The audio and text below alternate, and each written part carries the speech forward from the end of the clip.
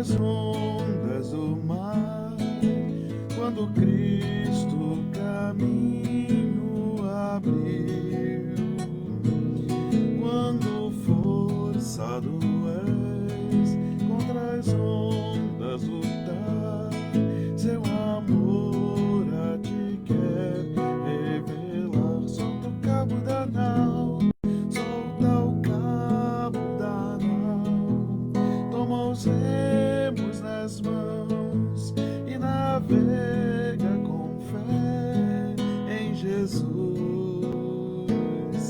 E então tu verás que bonança se faz, pois com ele seguro serás.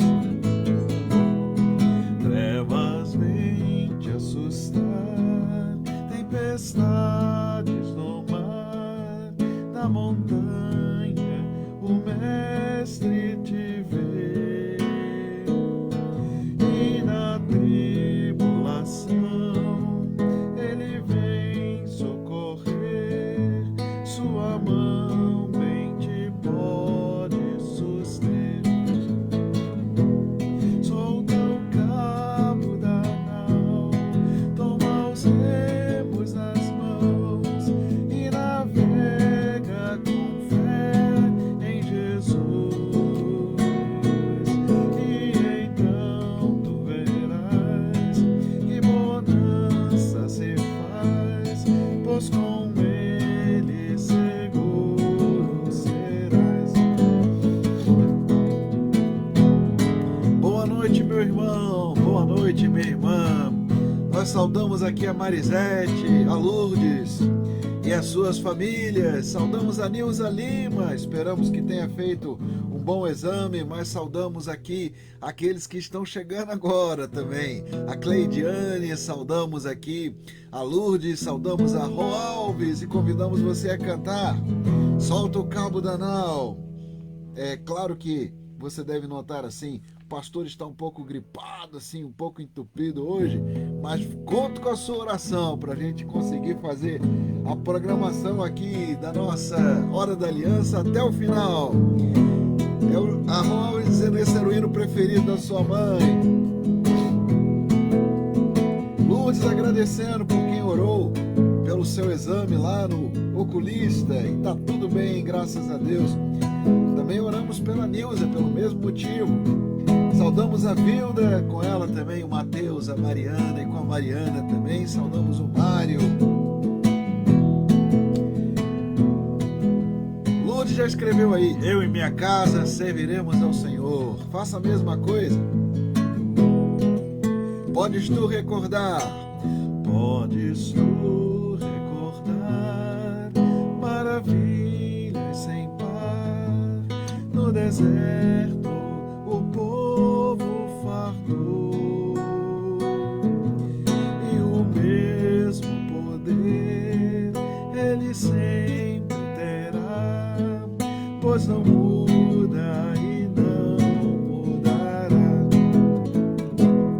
Solta o cabo da nau, toma os remos nas mãos e navega com fé em Jesus. E então tu verás que bonança se faz, pois com ele seguro serás. O cabo da nau, solta o cabo da nau, toma os remos nas mãos e navega com fé em Jesus.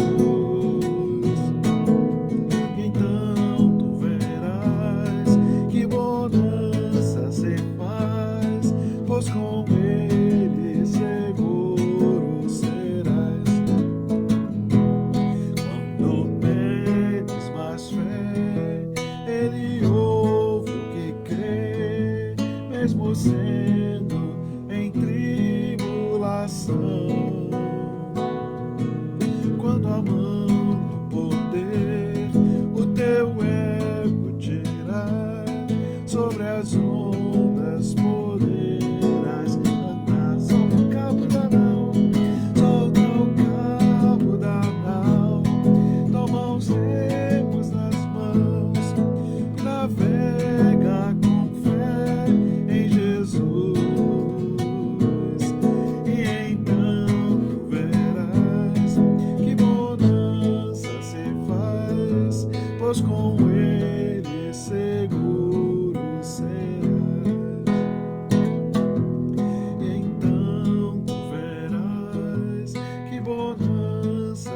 faz, pois com ele seguro serás.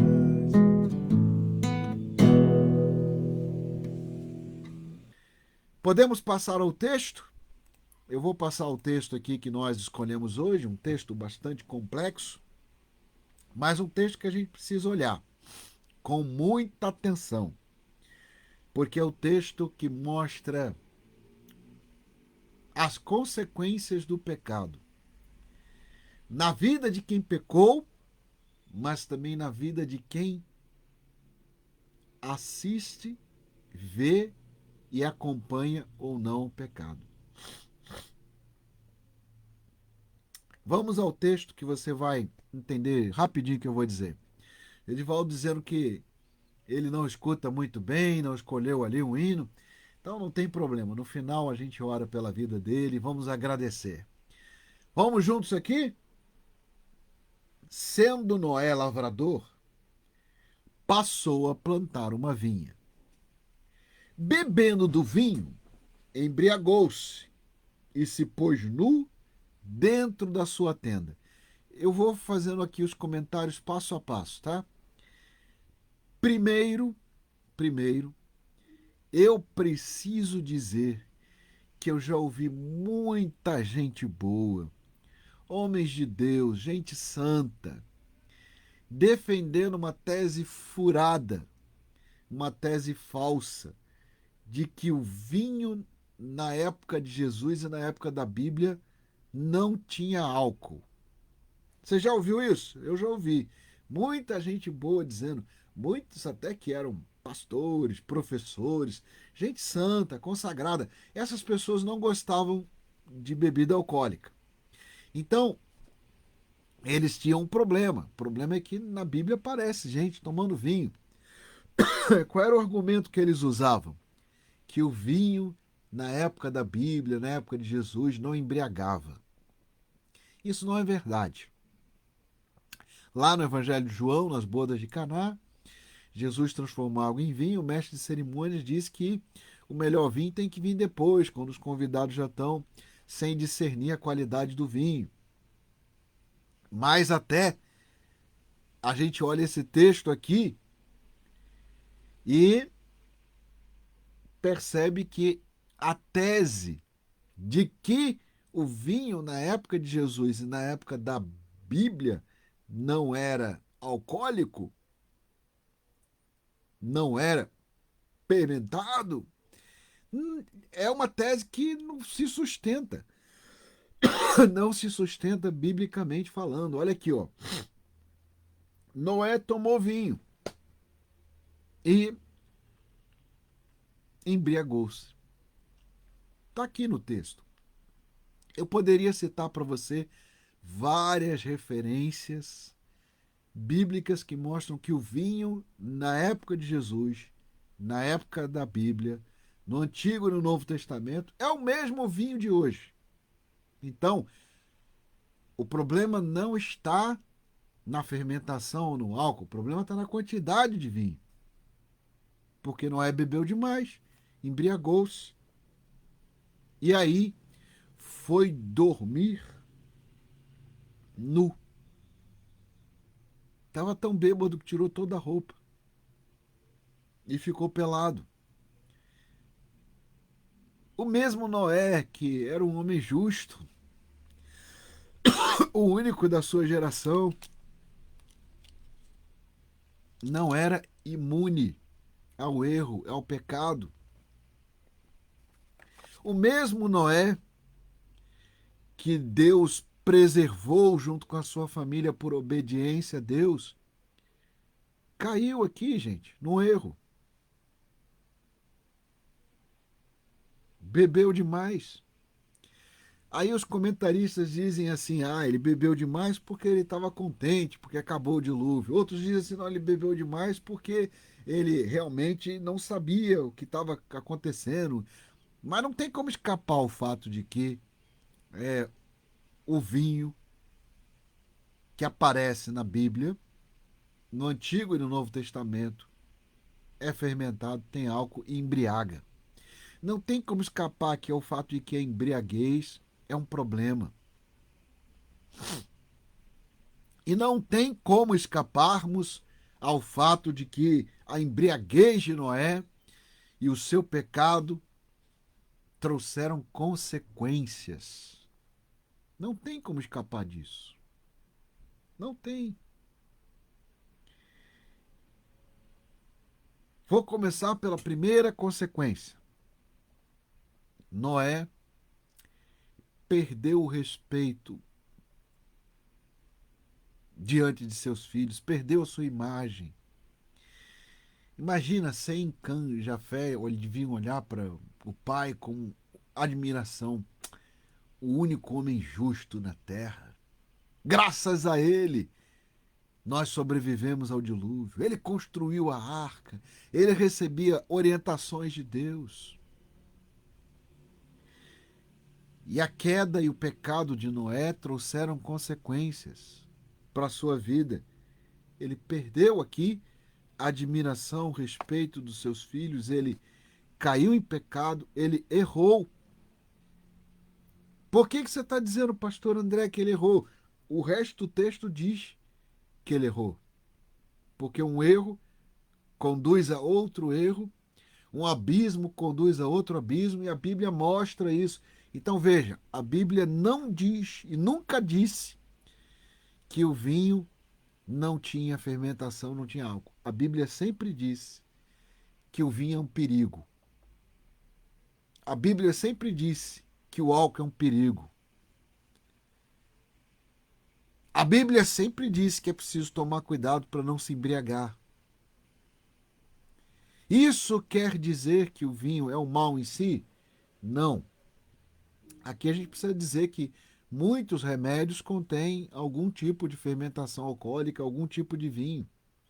Aqui a gente precisa dizer que o vinho era utilizado no passado, o vinho e o mel, inclusive para tratar os enfermos. Agora há pouco a gente estava aqui ouvindo o pessoal falar do mel, né?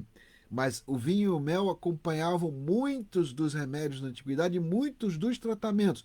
Lembra do homem que foi apanhado na estrada por um malfeitor e os malfeitores o deixaram para morrer? Ele foi socorrido pelo samaritano. O samaritano colocou mel e vinho sobre as suas feridas e o levou até uma hospedagem para que ele se recuperasse. Então, utilizava-se esse tipo de tratamento. O vinho era considerado um tônico, inclusive, para aqueles que estavam doentes.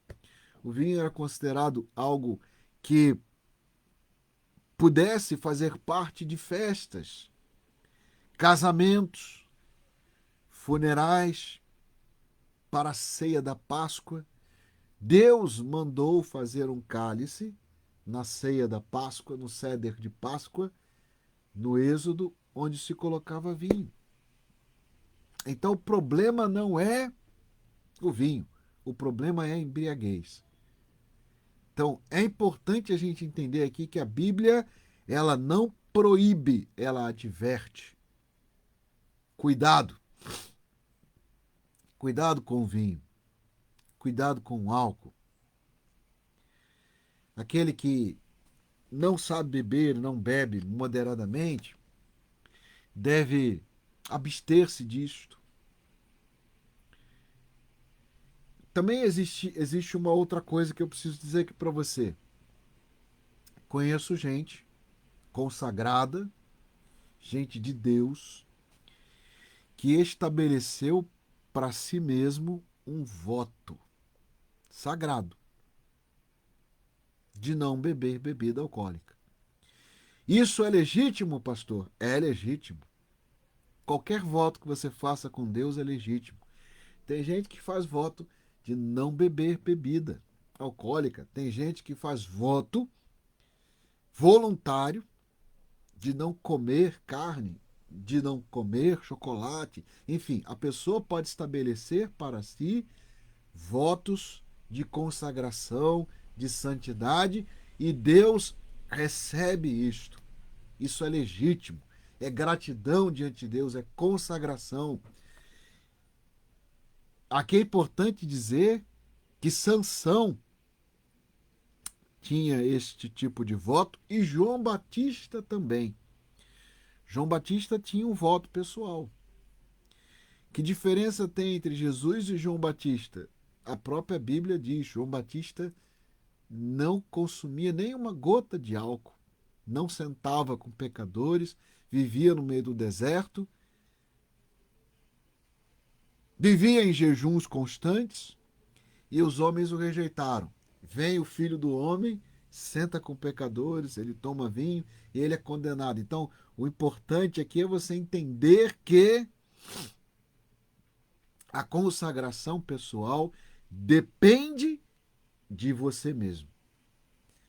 Então eu vou dizer para você, meu irmão e minha irmã, se você tem problemas com álcool, com bebida, faça o seu voto diante de Deus, faça a sua consagração pessoal. Se você não tem, não se sinta incomodado com isto. O voto do outro é para ele, não é para você. Aqui é importante a gente entender que a Bíblia não proíbe e a Bíblia diz que todos os alimentos são bons para o corpo com moderação. O alimento é para o sustento do corpo, assim como a roupa é para cobrir a veste. Assim como as roupas são para cobrir o corpo também. Então, as vestes e os alimentos existem para que o nosso corpo subsista. Sem esse casaco aqui, eu estaria com frio aqui, né? E tossindo ainda mais. Então, graças a Deus pelo agasalho, pela roupa que nos protege do sol no calor e nos protege do frio. Graças a Deus pelo alimento, pela bebida em todas as suas formas que devem ser acompanhadas de um tratamento de saúde. Mas eu vou dizer uma coisa aqui muito séria para você. Se a roupa para você é um ídolo e se você é escravo da moda, é bom você se policiar a respeito do vestimento, a respeito das vestimentas da moda. Sabe aquela pessoa que tem mais sapatos do que uma centopeia? Cuidado. Sabe aquela pessoa que fica o tempo todo buscando a última moda e que até arruína-se a si mesma, arruína a sua saúde e até as suas finanças por causa da moda? Cuidado. Então, o que eu estou falando das vestes serve também para os alimentos e para as bebidas. A bebida, a comida e as vestes são para o sustento do corpo, para a nossa subsistência. Comer demais é um problema. Embriagar-se é um problema. Viver em função da vestimenta também é um problema. Então aqui a gente percebe a fragilidade humana em Noé. Noé, homem de Deus, o único justo diante da terra, sobreviveu ao dilúvio, mas sucumbiu diante do vinho. Então, a minha irmã está perguntando ali, a Bíblia proíbe? Não, a Bíblia não proíbe. A Bíblia alerta. Cuidado. Até mesmo Noé, que achou graça diante de Deus, que era justo, até mesmo Noé, que sobreviveu a um dilúvio,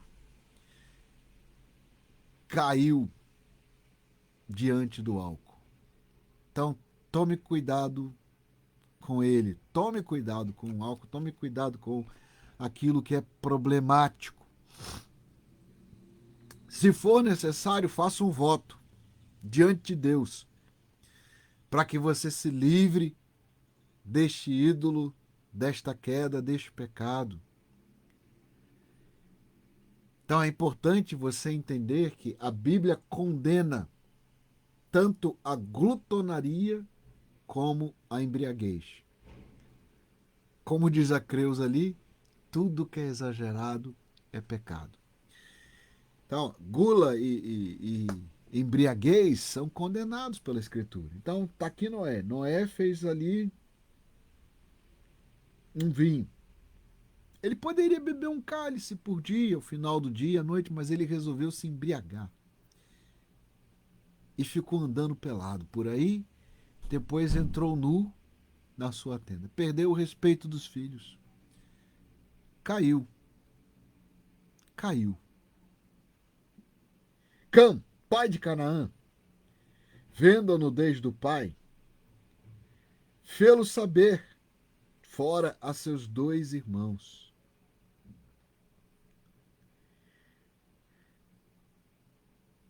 Que é que Cã falou com seus irmãos? Nós não sabemos. Os comentaristas bíblicos aqui estabelecem vários comentários sobre isto. A maioria deles diz que provavelmente Cã resolveu zombar do pai. Que ele resolveu escarnecer. Aqui existem tradutores que vão dizer que ele foi lá contar para os irmãos. Ele deve ter achado engraçado, ele começou a zombar, começou a criticar. E aqui eu vou fazer um comentário para você. É um comentário importante. A Rose perguntando ali se naquela época tinha cerveja. Tinha, inclusive no livro de Ruth, contra que Boaz, na festa da cevada, depois que os homens celebravam ali na festa da cevada, eles dormiam no celeiro.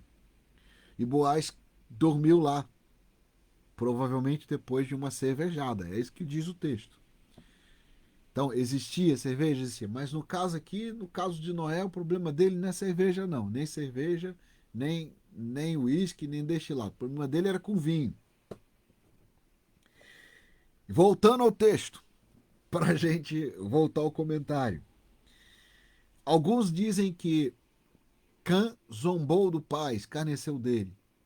Mas eu encontrei um comentário muito bonito de Russell Shedd, que diz o seguinte: a sua atitude diante do pecador pode ser a atitude de Cã ou de Jafé e Sem.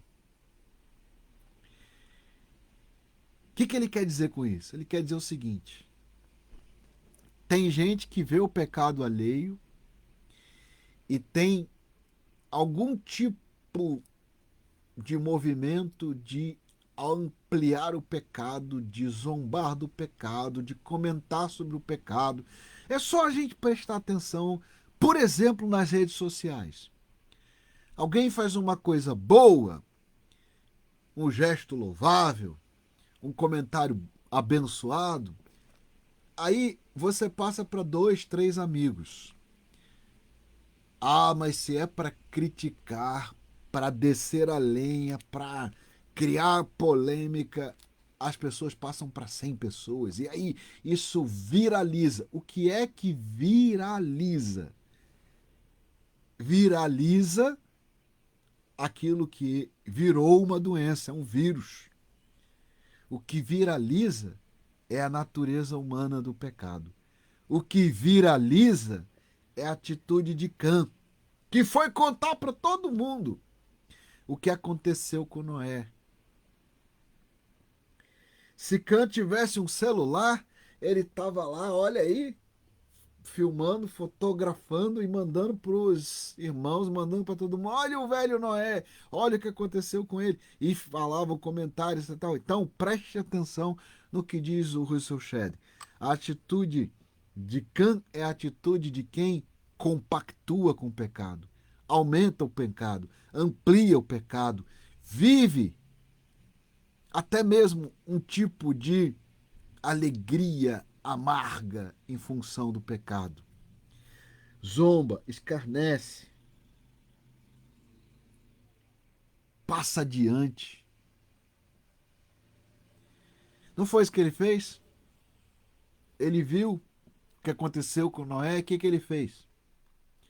Ele foi contar para os irmãos. Então, Sem e Jafé tomaram uma capa, puseram-no sobre os próprios ombros, e ambos, andando de costas, com o rosto desviado, cobriram a nudez do pai sem que a vissem.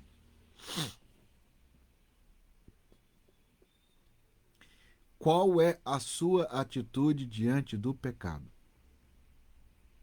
Você zomba? Você ri? Você escarnece? Você conta para todo mundo, você sai espalhando para Sem, para Jafé, para todo mundo que precisa saber. Olha lá o que aconteceu com o velho Noé. Olha como ele é, olha como ele está. Plantou uma vinha, encheu a cara. Então, veja, eu vou contar para você aqui dois exemplos, dois homens de Deus, gente de carne e osso como nós. Contei já aqui o comentário do Russell Shedd, né, sobre esse texto. Qual é a sua atitude diante do pecado alheio? Qual é a sua atitude diante do mal, diante do pecado? Você é sócio do pecado, você compartilha o pecado, você viraliza, você passa adiante, você zomba do outro que está em pecado, que caiu em desgraça.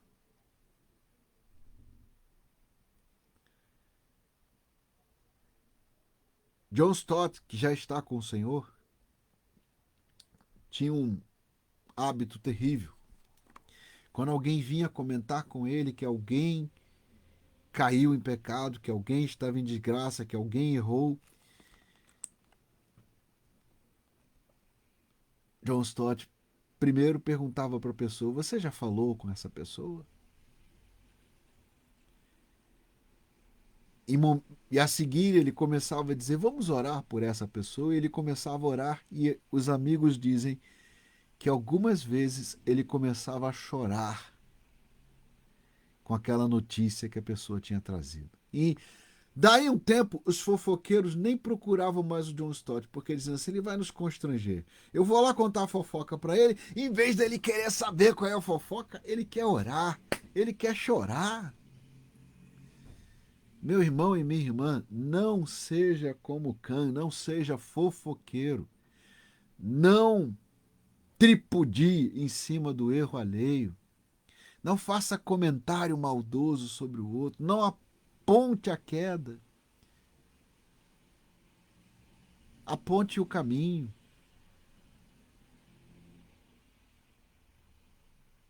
Tem uma coisa que chama atenção nesse texto aqui, porque os irmãos ficaram sabendo o que aconteceu e eles podiam ficar lá se divertindo, rindo junto com o Cã, mas não, eles foram lá e o cobriram. Eles foram lá e, olhando para trás, andando de costas, cobriram o pai no meio da sua vergonha, no meio do seu sofrimento.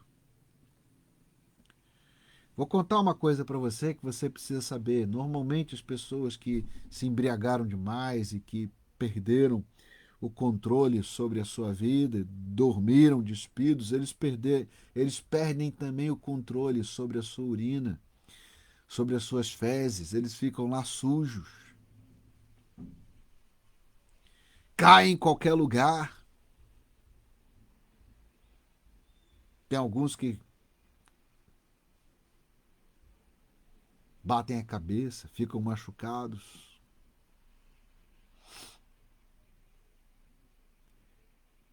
Seja como Jafé, como Sem.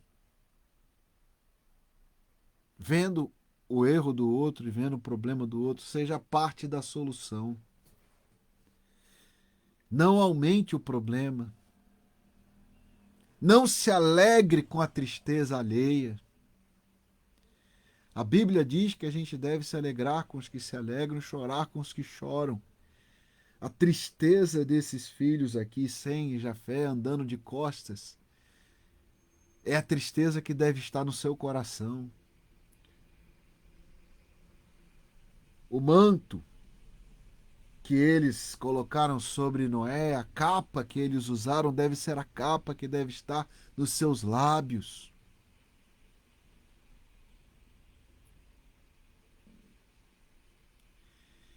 É importante que você entenda isso, que você deve e você pode orar por quem está caído. Você deve e você pode fazer parte da solução, ajudar, em vez de aumentar, em vez de vir para mostrar.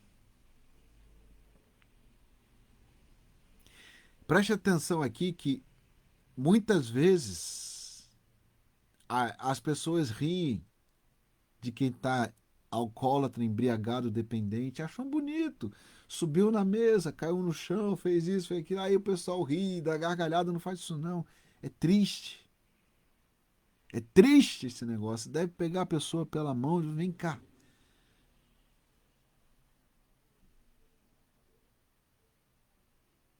Tem um homem de Deus que eu conheço,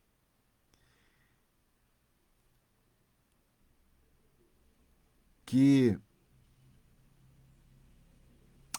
foi chamado pelo seu filho, que disse: olha, meu amigo bebeu demais, ele está aqui fazendo isso e aquilo. Esse homem de Deus pegou o carro, foi até lá e pegou cada um daqueles jovens universitários e os levou para casa. Levou para casa. Levou para casa e deixou-os em segurança. A gente precisa de amigos assim, sabe? Que levem alguém em casa, que cuide, que acompanhe, que encaminhe para um tratamento para quem precisa. Olha, você precisa ir para um tratamento. Que levam a capa e o manto e não as risadas.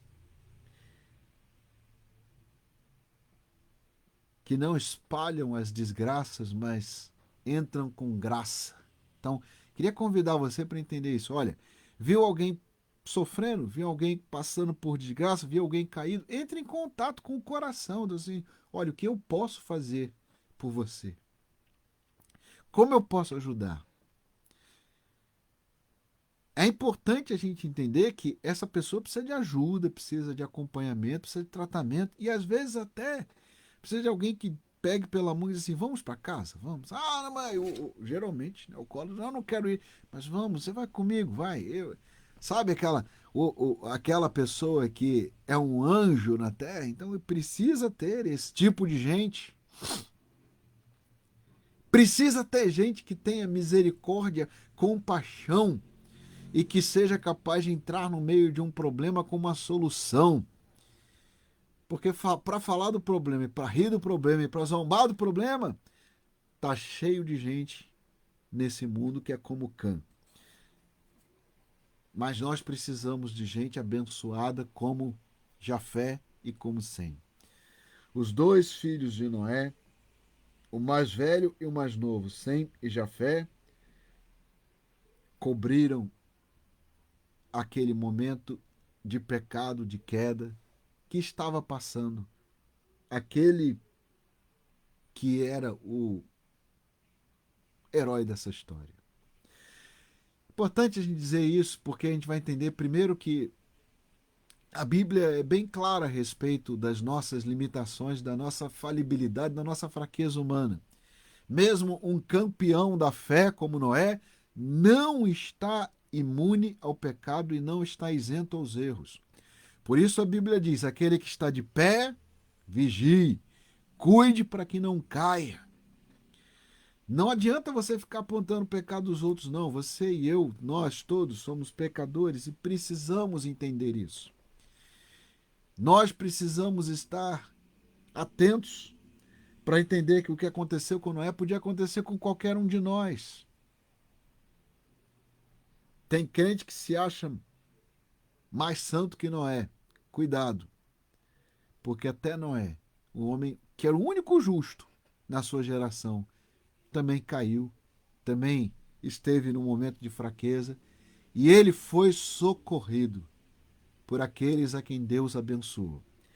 Sem e Jafé, o mais novo e o mais velho, foram até lá, cuidaram de Noé. O que aconteceu com ele? Despertando Noé de seu vinho, ou seja, acordou no dia seguinte, ele soube o que lhe fizera o filho mais moço e disse: maldito seja Canaã, seja servo de seus irmãos.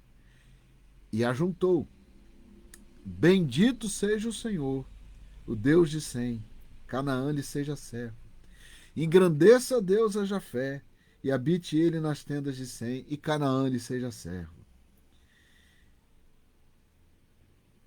E Noé, passando o dilúvio, viveu ainda 350 anos. Todos os dias de Noé foram 950 anos e morreu.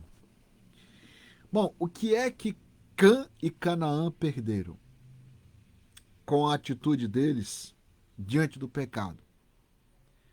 Perderam a bênção. Preste atenção no texto. Quem não faz parte da solução também não faz parte da bênção. Jesus disse assim: quem comigo não ajunta, espalha. Quem não está por mim é contra mim. Aqui a Bíblia é bem clara, gente. Não dá para você ficar no meio do caminho, não. Ou você está no caminho da bênção, ou você está no caminho da perdição. Ou você está no caminho da vitória, ou no caminho da servidão. E a gente precisa olhar para essa realidade e perceber que nós somos chamados por Deus para ser como Sem e como Jafé. Não é para a gente ficar apontando os caídos e dizer, olha lá como é que tá, olha, ou rindo, ou mesmo achando que nós somos melhores que eles. Não. O nosso caminho tem que ser o caminho de Sem e de Jafé. Tem que ser o caminho da bênção, tem que ser o caminho da intercessão, tem que ser o caminho da solução. Os comentários bíblicos dizem aqui que o pecado de Noé trouxe consequências graves na vida de Cã e Canaã. Alguns comentaristas dizem aqui que Cã e Canaã foram aqui incluídos nesta palavra de bênção e de maldição, porque provavelmente Canaã já estava vivo. Então os comentaristas dizem o seguinte: o Cã, além de contar para os irmãos, ainda foi contar para o neto o que estava acontecendo com o avô. É o que dizem alguns comentaristas. Será que ele pode ter feito isso? Quem sabe? Provavelmente se explique por que Canaã entrou aqui na história. O fato é que Cã e Canaã se tornaram aqui aqueles que apontavam para alguma coisa estranha na descendência de Noé. Como se fosse uma maçã podre no cesto. Mas não é só isso, não. Eles apontam para a natureza humana. Mesmo tendo sobrevivido ao dilúvio, mesmo tendo visto as consequências do pecado, a natureza humana é corrompida. E Cã e Canaã mostram que essa natureza humana continua contaminada pelo pecado. Só para chamar a sua atenção, a gente vai falar disso amanhã. No capítulo 10, o texto mostra que os descendentes de Cã e Canaã deram origem a Sodoma e Gomorra. Então veja aqui que a gente precisa lutar contra o pecado e a gente precisa lutar contra a herança do pecado e precisa lutar contra a alegria diante da desgraça, diante do pecado, porque isso não tem consequências boas. É por isso que a Bíblia diz: aquele que está de pé, vigie, olhe para que não caia. Meu irmão e minha irmã, você que é crente no Senhor Jesus Cristo, não se ache melhor que os outros. Você que tem uma vida reta diante do Senhor, agradeça a Deus, mas não tenha orgulho disso, não. Você que vê os outros sofrendo no pecado, chore diante de Deus, ore por eles, clame, e se for possível, seja parte da solução. Esteja sempre orando, colocando diante de Deus a sua vida e a vida dos outros. E se depender de você, que não saia da sua boca uma palavra de condenação, de comentário maldoso, de veneno a respeito de quem quer que seja. Porque quando a gente vê alguém dominado pelo pecado e caído em pecado, nós devemos ter o mesmo sentimento que houve também em Cristo Jesus. Jesus, entrando em Jerusalém, montado num jumentinho, chorou diante da cidade. E o clamor do Senhor foi: Jerusalém, Jerusalém, que matas os profetas e apedrejas os que te foram enviados. O clamor de Jesus diante de Jerusalém é o nosso clamor, é o nosso coração. A gente deve olhar para alguém que está em pecado e clamar ao Senhor.